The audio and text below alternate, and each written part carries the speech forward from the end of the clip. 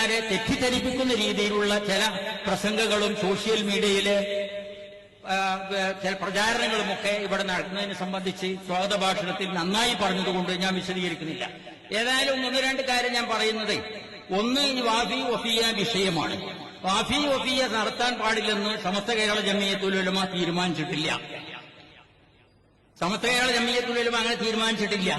അതേ അവസരം ചില പ്രശ്നങ്ങളുണ്ട്. ആ പ്രശ്നങ്ങൾ പരിഹരിക്കുന്നതിന് വേണ്ടി ബഹുമാനപ്പെട്ട സയ്യിദുൽ ഉലമ പാണക്കാട് സയ്യിദ് സ്വാദിഖ് അലി ശിഹാബ് തങ്ങൾ ഉൾക്കൊള്ളുന്ന, സയ്യിദുൽ ഉമ്മ സയ്യിദ് ജുഫ്രി മുത്തുക്കോയ തങ്ങൾ ഉൾക്കൊള്ളുന്ന, ബഹുമാന്യനായ പി കെ കുഞ്ഞാലിക്കുട്ടി സാഹിബ് ഉൾക്കൊള്ളുന്ന ഒരു സമിതി ഇപ്പോഴുണ്ട്.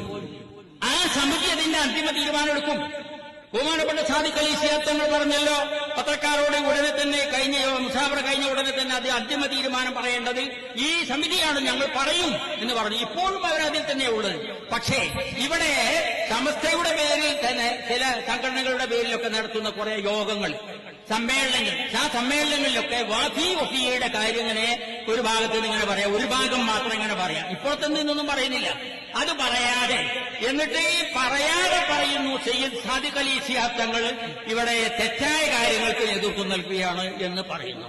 അങ്ങനെ സാദിഖ് അലി ശിഹാബ് തങ്ങളെ കുറിച്ചുള്ള ഒരു തെറ്റിദ്ധാരണ ഇവിടെ ഉമറാക്കൾക്കിടയിൽ ഉണ്ടാക്കാൻ വേണ്ടിയുള്ള ഒരു ഭഗീരഥ ശ്രമം ഇവിടെ നടക്കുന്നുണ്ട്. പുറത്തു നിന്ന് വന്നിട്ടുള്ള ചില സ്വാർത്ഥ താൽപര്യക്കാരുടെ ഉദ്ദേശം സാധിച്ചെടുക്കുന്നതിനു വേണ്ടിയും മുസ്ലിം സംഘശക്തിയെ ശിഥിലമാക്കുന്നതിനു വേണ്ടിയുമുള്ള ഈ ദുഷ്പ്രവർത്തനങ്ങൾ ഉമറാക്കൾ മനസ്സിലാക്കിയിരിക്കണമെന്ന് മാത്രമേ ഞാൻ പറയുന്നുള്ളൂ.